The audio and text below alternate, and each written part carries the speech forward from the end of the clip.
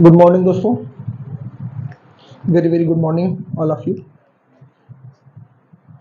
उम्मीद करता है आप सभी गर्मियों की छुट्टी का एंजॉय कर रहे होंगे। गाइस, अगर पिछले वीडियो की बात करें तो पिछले वीडियो में हम लोगों ने बातें की थी ओरिजिन ऑफ ह्यूमन, यानी मानव की उत्पत्ति। मानव की उत्पत्ति कैसे हुई, ठीक है, पृथ्वी कैसे बनी, ठीक है, और ये सारी चीजें हमने पिछले वीडियो में पढ़ा। इस वीडियो में हम लोग the origin of English language इसका अध्ययन करेंगे। क्योंकि भाई इंग्लिश, मैंने पिछले में भी कहा था कि लैंग्वेज है, और लैंग्वेज जो आया वो समाज से आया, पहले समाज और फिर लैंग्वेज। तो जब मानव, ठीक है, होमोसेपियंस के रूप में आया और ये जगह जगह अलग अलग जगहों पे चले गए, तो अलग अलग भाषाएं बनी, अलग अलग कल्चर बने। इन्हीं भाषाओं में इंग्लिश भी एक भाषा बनी। आज का जो कह सकते हैं वर्तमान का जो ब्रिटेन है, आज का जो वर्तमान है वो ब्रिटेन कहते हैं। यहाँ पे एक कबीला रहा करता था जिसको केल्टिक कहते थे। यानी वर्तमान का जो ब्रिटेन है, यानी पहले मान के चलिए 400 ईस्वी से पहले यहाँ पे एक ट्राइब रहा करता था, एक कबीला रहा करता था जिसको केल्टिक कहते थे। ये ब्रिटेन के मूल निवासी थे। और उसके बाद कुछ समय बीता, ये सब 400 के पहले की बात है, 400 ईस्वी के पहले। यहाँ केल्टिक लोगों के साथ में कुछ रोमन्स जुड़ गए। रोमन्स जैसे आसपास जो कबीले रहते हैं, तो पहले तो भाई एक दूसरे को मतलब जीत करके और वो उनमें मिल जाते थे, या धीरे धीरे पास पास रहने के कारण भी धीरे धीरे वो आपस में जुड़ते चले जाते हैं। तो ये रोमन्स, यानी जिनका मुख्य लैंग्वेज जो था वो लैटिन लैंग्वेज था, है ना। ये रोमन्स और केल्टिक दोनों ब्रिटेन में थे। और अब आप ऐसे कह लीजिए कि यही जो रोमन्स थे, इन्होंने ही स्क्रिप्ट दी है। इसलिए इंग्लिश की जो स्क्रिप्ट है, लिपि है, वो रोमन लिपि मानी जाती है। क्योंकि मानव तो बोलना सीख ही चुका था और वो मौखिक लैंग्वेज का प्रयोग करता था। रिटन लैंग्वेज तब नहीं था, ओरल था। तो सबसे पहले जो है वो यानी स्क्रिप्ट बनी, लिपि बनी, और लिपि का श्रेय जो है वो रोमन्स लोगों को जाता है। और 400 ईस्वी के आसपास कुछ जर्मैनिक लोग थे। जर्मैनिक लोग जो थे, जिनको ट्यूटन्स कहा जाता था, एक कबीले थे जर्मैनिक लोगों के, उनको ट्यूटन्स कहा जाता था। इन जर्मैनिक लोगों ने कब, ये 400 पहले की बात है, ये 400 ईस्वी के आसपास, इन्होंने ब्रिटेन पर, जो वर्तमान का ब्रिटेन है, यानी इन रोमन्स एंड केल्टिक पर, जो यहाँ की मूल निवासी थी, इनके ऊपर इन्होंने आक्रमण किया और इनको यानी वहां से भगा दिया। ये पर्वतीय क्षेत्रों की ओर भाग गया। जर्मैनिक लोगों की जो लैंग्वेज थी वो जर्मैनिक लैंग्वेज थी, जर्मैनिक लैंग्वेज। अब जर्मैनिक लैंग्वेज यानी वो भी लगभग लगभग आप ऐसे कह सकते हैं कि लैटिन लैंग्वेज से मिलती जुलती, जिसमें डचेस, ठीक है, और तमाम लैंग्वेज जो है ग्रीक और सब मिलकर के जर्मैनिक लैंग्वेज अपना कहलाते थे। तो ये ट्यूटन्स जो लोग थे ये 3 कबीले थे, यानी 3 इनकी ट्राइब्स थी। एक जिनको जूट्स कहा जाता था, दूसरा जो था वो एंजेस, और तीसरे जो थे वो सेक्शंस। ये 3 ट्राइब्स यानी 3 कबीले, ये 3 कबीले जो जर्मेनिक कहलाते थे, ट्यूटन्स कहलाते थे, ये तीनों कबीले आपस में मिल करके इन्होंने एक राष्ट्र बनाया, यानी एक नेशन बनाया। तीनों आपस में मिल गए और एक नेशंस बनाए, जिसको, उस राष्ट्र को इंग्ला लैंड इस नाम से जाना जाता है। ये इंग्लैंड का पूर्व नाम है। आज का वर्तमान नाम इंग्लैंड है, यानी ये वर्तमान नाम है। तो इन्होंने एक राष्ट्र बनाया जो इंग्लैंड कहलाता है, यानी पूर्व नाम इंग्लैंड था। और ये सभी अर्थात जूट्स, एंजेस, सेक्शंस तीनों कबीले मिल करके एक राष्ट्र को बना दिए। एक लैंग्वेज इन्होंने चलाई जो 400 ईस्वी से शुरू हुआ और लगभग आप ये कह सकते हैं कि 499 ईस्वी के आसपास, यानी 400 से 499 ईस्वी के आसपास इन्होंने इस राष्ट्र को बना दिया। अब 400 ईस्वी मतलब 499 ईस्वी के बाद जब ये राष्ट्र बन गया तो उसके बाद इन जर्मेनिक्स लोगों पे यानी इस इंग्लैंड पर वाइकिंग्स लोगों ने इसके ऊपर आक्रमण कर दिया। यानी इस राष्ट्र जिसको इंग्लैंड कहते थे, इंग्लैंड, इसके ऊपर इन वाइकिंग्स लोगों ने आक्रमण कर दिया। और ये जो वाइकिंग्स लोग थे, ठीक है, ये एक तरह से इंग्लिश लगभग इन जर्मनिक और इन वाइकिंग्स लोगों की लैंग्वेज को मिला करके बना। इन्होंने 2000 वर्ड्स इंग्लिश में दिए, 2000 वर्ड्स इंग्लिश में दिए। वर्तमान इंग्लिश में आज भी लगभग 1% जो वर्ड्स हैं वो हमारे उस ओल्ड इंग्लिश से ही है जो मॉडर्न इंग्लिश में प्रयोग किए जाते हैं, जिसमें जैसे हम लोग कह लेते हैं ओल्ड शब्द है, ठीक है, डर्ट शब्द है, ऐसे जो शब्द हैं ये सब वाइकिंग्स लोगों ने ही दिए हैं, ठीक है। और इनके समय में उस इंग्लिश को एंग्लो सैक्सन्स कहा जाता था, जो 650 से लेकर के और 1066 ईस्वी तक जितनी रचनाएं हुई उनको एंग्लो सैक्सन्स, यानी उन साहित्य को एंग्लो सैक्सन साहित्य कहते हैं। यानी 650 ईस्वी से लेकर के 1066 ईस्वी तक जितने भी रचनाएं, जितने भी साहित्य हुए, इन साहित्य को एंग्लो सैक्सन्स साहित्य कहते हैं। तो भाई मूल निवासी केल्टिक थे, रोमन्स के साथ ये मिल गए, धीरे धीरे वहां पे ये लोग 400 ईस्वी के आसपास तक रहे।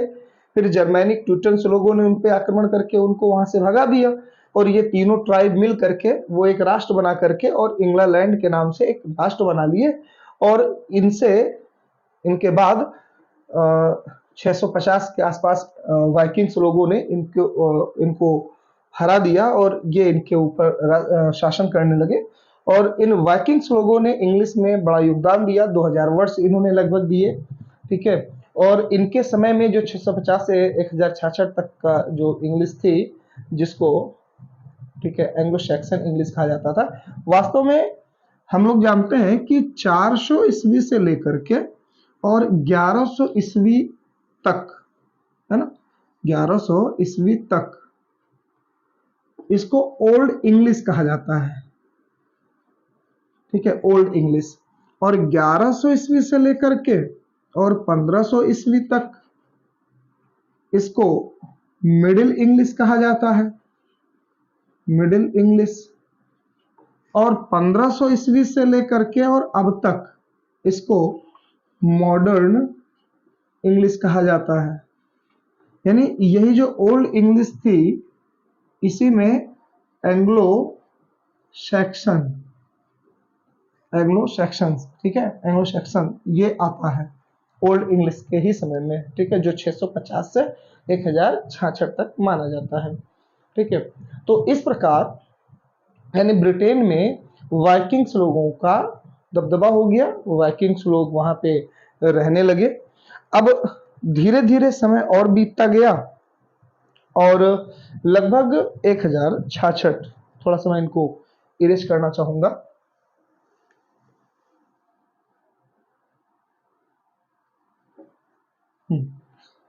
इसके बाद जो है 1066 के समय में, ईस्वी में, इन वाइकिंग्स लोगों के ऊपर नॉर्मन लोगों ने, नॉर्मन पीपल जो थे, उन्होंने आक्रमण कर दिया और इनको हरा करके ये वहां पे नॉर्मन लोग जो है वो अपना कब्जा कर लिए। अब चूंकि वाइकिंग्स एंग्लो सैक्सन्स बोलते थे, एंग्लो सैक्सन लैंग्वेज बोलते थे, है ना, तो वाइकिंग्स लोगों के बाद जब नॉर्मन लोग आए, वास्तव में रहने वाले कहाँ के थे? फ्रांस में, ये फ्रांस के रहने वाले थे। और फ्रांस में एक स्थान था जिसको नॉर्मंडी कहा जाता था, ठीक है, यानी वहां पर रहने वाले लोगों को नॉर्मन लोग कहा जाता था। फ्रांस में नॉर्मंडी स्थान था, यह स्थान है, इस स्थान पर रहने वाले लोगों को नॉर्मन लोग कहा जाता था। इनका जो राजा था, ठीक है, इनका जो एम्परर था, जिसको द विलियम, ठीक है, द विलियम कनक्वेरर, सॉरी, कनक्वेरर, ठीक है, तो द विलियम कनक्वेरर, ठीक, इनका एम्परर था नॉर्मन लोगों का। और इसने, यानी विलियम कनक्वेरर ने, इसने इस वाइकिंग्स लोगों पर आक्रमण करके इनको हरा दिया और इनको हरा करके और उस ब्रिटेन पर इन्होंने कब्जा कर लिया। इनकी जो लैंग्वेज थी, भाषा थी, किसका? नॉर्मल लोगों का, वो भाषा था फ्रेंच लैंग्वेज, ठीक है, तो फ्रेंच लैंग्वेज ये बोलते थे। तो वास्तव में इन्होंने एंग्लो सैक्सन लैंग्वेज को दबा दिया 1066 ईस्वी के आसपास, जब इन्होंने उस पर आक्रमण करके इसको जीत लिया इंग्लैंड को, तो इस पर इन्होंने एंग्लो सैक्सन लैंग्वेज को दबा दिया। अब एंग्लो सैक्सन लैंग्वेज दब गया तो यहाँ पे इनका जो आप कह सकते हैं इनके जो लोग थे, ये दो क्लास में डिवाइड हो गए। एक को अपर क्लास और दूसरे को लोअर क्लास ये कहा जाता था, ठीक है।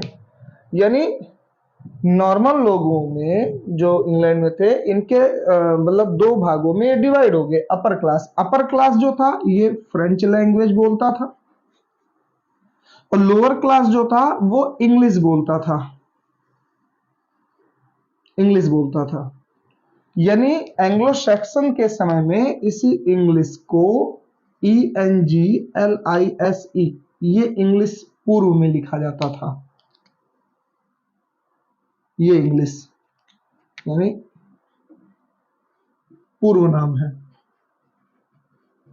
और आज वर्तमान में ENGLISH है, ये वर्तमान में है, ठीक। तो इनकी जो लैंग्वेज थी लोअर क्लास की वो इंग्लिश थी, अपर फ्रेंच बोलते थे। वास्तव में अगर कहा जाए तो जो आप कह सकते हैं कि जो इंग्लिश थी ये एक गांव की भाषा बन गई, यानी नॉर्मल लोगों ने इंग्लिश एंग्लो सैक्सन को बिल्कुल दबा दिया, और जिसके कारण से ज्यादातर लोग वहां पे फ्रेंच लैंग्वेज यूज करते थे। इंग्लिश लैंग्वेज जो थी वो लगभग समाप्त हो गई, लगभग समाप्त हो गई थी। समझिए कि जैसे दूर दराज के गांव होते हैं वहां पे ये बची हुई थी, और उस छोटे लोगों यानी उन गरीब तबके पिछड़े लोगों द्वारा ये इंग्लिश लैंग्वेज बोली जाती थी। अब समय थोड़ा और बदला, तो आप ऐसे कह सकते हैं।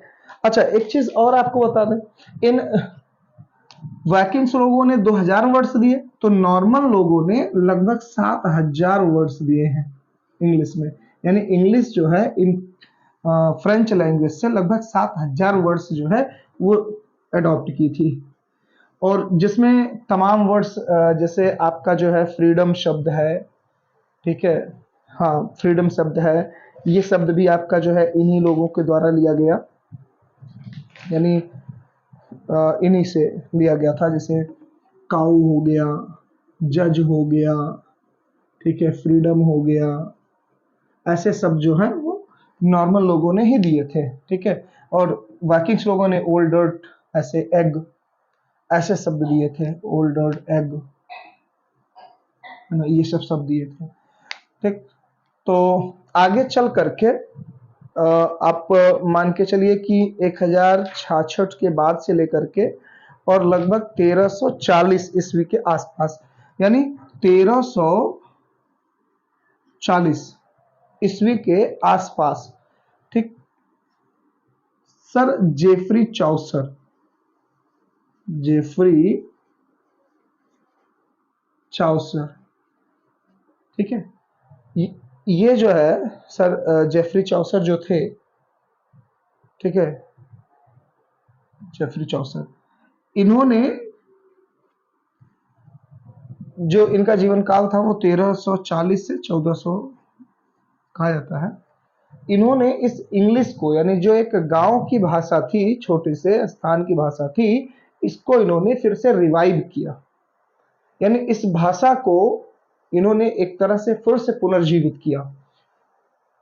इन्हें ही फादर ऑफ इंग्लिश, या आप कह सकते हैं कि फादर ऑफ पोइट्री, ठीक है, ये जेफरी चौसर को माना जाता है। जेफरी चौसर ने इंग्लिश को किंग्स इंग्लिश बना दिया, यानी आज का वर्तमान आप समय देखें तो वर्तमान में एक तरह से आप कह सकते हैं कि इंग्लिश जो है अब ये इंटरनेशनल लैंग्वेज बन चुकी है, ठीक है, इंग्लिश जो है इंटरनेशनल लैंग्वेज बन चुकी है। तो ये श्रेय जाता है किसको? सर जेफरी चौसर को।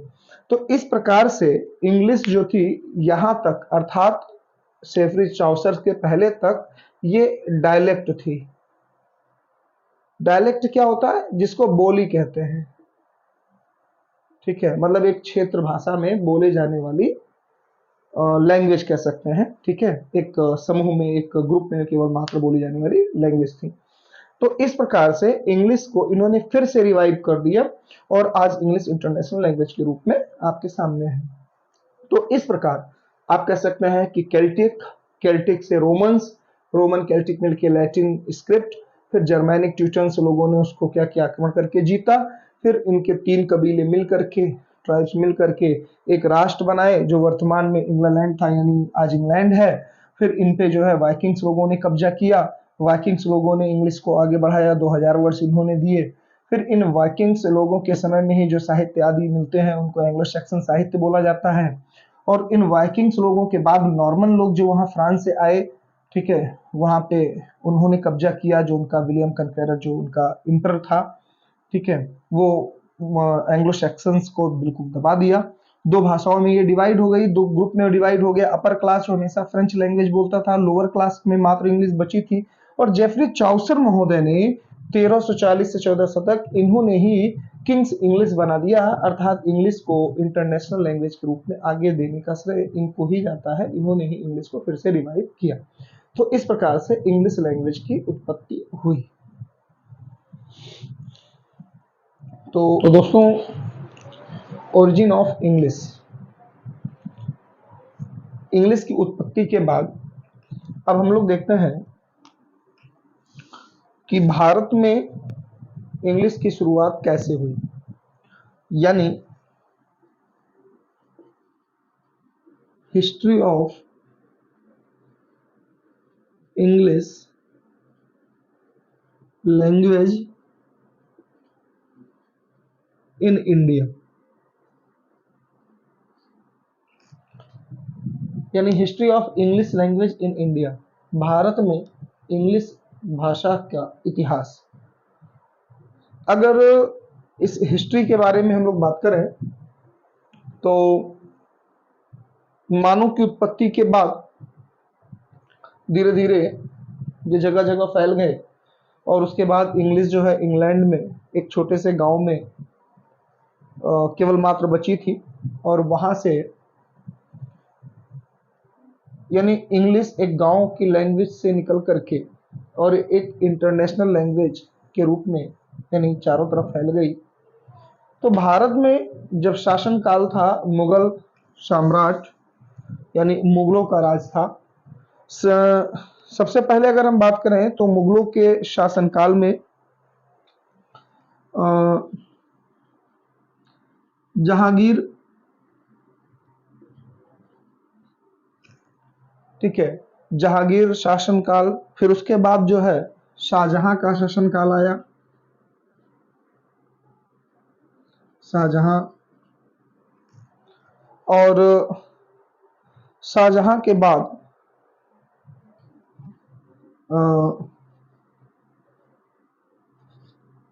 और शाहजहां के शासन काल के बाद तब उसके बाद जो है औरंगजेब का शासन काल आया।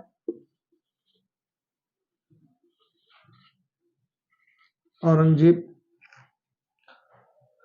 और यही औरंगजेब जो था ये आखिरी मुगल शासक माना जाता है।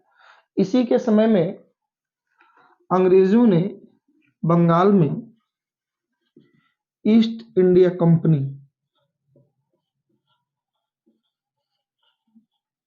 इसकी स्थापना की, यानी जहांगीर के शासनकाल के बाद शाहजहां, शाहजहां के बाद औरंगजेब, और उसके बाद औरंगजेब के बाद ही यानी ईस्ट इंडिया कंपनी आ गई।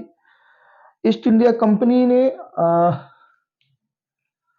चार्टर एक्ट 1813 यानी चार्टर एक्ट 1813 में इसने जो वहां की क्रिश्चियन मिशनरी थी, जो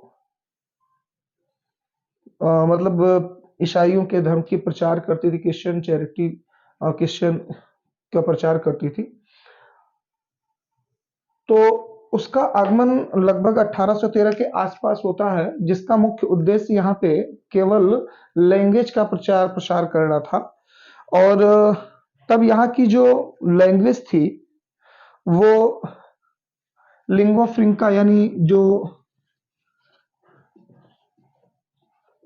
बोलचाल की भाषा, लिंग्वा फ्रिंका बोलते हैं, बोलचाल की भाषा, ये फ्रैंका फ्रैंका है ना। तो जो लिंग्वा फ्रैंका यहाँ की बोलचाल जो भाषा थी उस समय जो है फारसी भाषा थी, यानी हम लोग फारसी भाषा का प्रयोग करते थे, फारसी भाषा, ठीक है। तो ईस्ट इंडिया कंपनी की स्थापना के बाद 1813 के एक चार्टर एक्ट पारित हुआ, और उस चार्टर एक्ट में जो क्रिश्चियन मिशनरी थी उसने जो है इंग्लिश का प्रचार प्रसार करना शुरू किया, और उसने 1813 से और 1857 यानी कह सकते हैं कि 1813 से 1857 तक, यानी जो प्रथम कह सकते हैं मंगल पांडे ने जो क्रांति शुरू की थी उसके पहले पहले तक, यानी 3 यूनिवर्सिटियां, कुछ प्राइमरी स्कूल और कुछ सेकेंडरी हाई स्कूल, इनका स्थापना हो गया था। यानी इतने तक कुछ यूनिवर्सिटी भारत में, ठीक है, सेकेंडरी स्कूल और कुछ प्राइमरी स्कूल, ये सभी खुल चुके थे 1857 तक।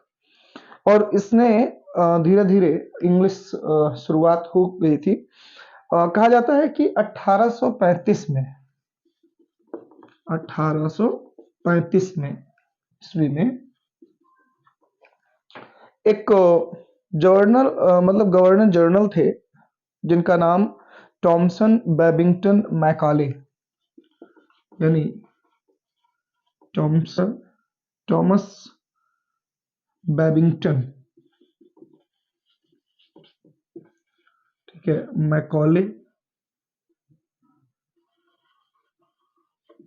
इनका नाम था। ठीक है, जो टॉमसन बेबिंगटन मैकॉले थे, जिनको लॉर्ड मैकॉले भी कहा जाता है, लॉर्ड मैकाले। 1853 में इन्होंने यहाँ पे फारसी भाषा को रिप्लेस कर दिया, यानी फारसी भाषा को हटा करके, और 1835 में फारसी की जगह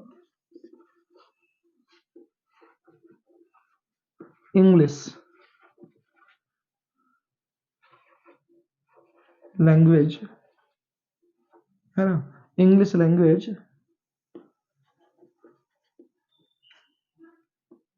को लाए। यानी उन्होंने रिप्लेस कर दिया कि जो भी यहाँ के जॉब्स वगैरह होंगे, मतलब वरीयता उन्हीं को दी जाएगी जो इंग्लिश लैंग्वेज बोलते हो या इंग्लिश लैंग्वेज में उनको पकड़ हो। ठीक है, तो उन्होंने फारसी को हटा करके एक तरह से कह सकते हैं कि इंग्लिश को लेके आए। और इन्हीं तो मतलब लॉर्ड मैकॉले जिसको कहते हैं कि ये भारत के आधुनिक शिक्षा जगत के जनक भी हैं, है ना। यानी लॉर्ड मैकाले जो थे, इन्होंने 2 जून 1835 में शायद इन्होंने अपना कार्यभार संभाला था, और उन्होंने इंग्लिश के प्रचार प्रसार के लिए बहुत सारे जो है मतलब कॉलेजेस और यूनिवर्सिटियाँ खोले। और इन्होंने जो है जो यहाँ की लिंग्वा फ्रैंका जो स्पीच थी फारसी लैंग्वेज, इसको इन्होंने रिप्लेस करके इंग्लिश लैंग्वेज इन्होंने लागू कर दिया। और इस तरह से 1835 के बाद से लेकर के और धीरे धीरे लगातार इंग्लिश जो है भारत में बढ़ती चली गई, और आज के समय में ये पूरे इंडिया क्या कह सकते हैं, और ठीक है, इंटरनेशनल के रूप में इंग्लिश जानी जाती है। तो इस प्रकार हम कह सकते हैं कि भारत में इंग्लिश की शुरुआत कैसे हुई। तो ये था बेसिक जानकारी इंग्लिश को लेकर के, ठीक है, कि इंग्लिश की शुरुआत कैसे हुई, क्या हुआ।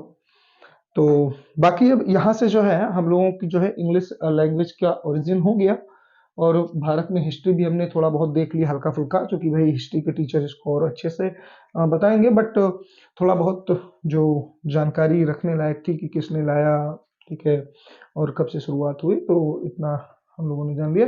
अब इसके बाद हम लोगों की जो है सीधे सीधे डायरेक्ट कुछ पॉइंट पे चलेंगे basic fact of English grammar को लेकर के। तो उम्मीद करते हैं कि वीडियो आपको बहुत पसंद आया होगा और कंटेंट इसके आपको अच्छे लगे होंगे।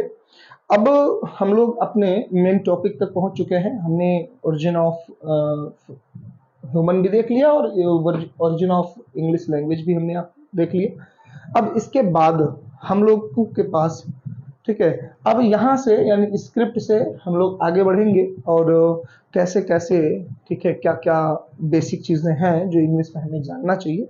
ठीक है, तो आगे का पार्ट हम लोग अगले वीडियो में देखेंगे। तो आज के लिए इतना बहुत है, ठीक है, तो धन्यवाद, मिलते हैं नेक्स्ट वीडियो में। Thank you.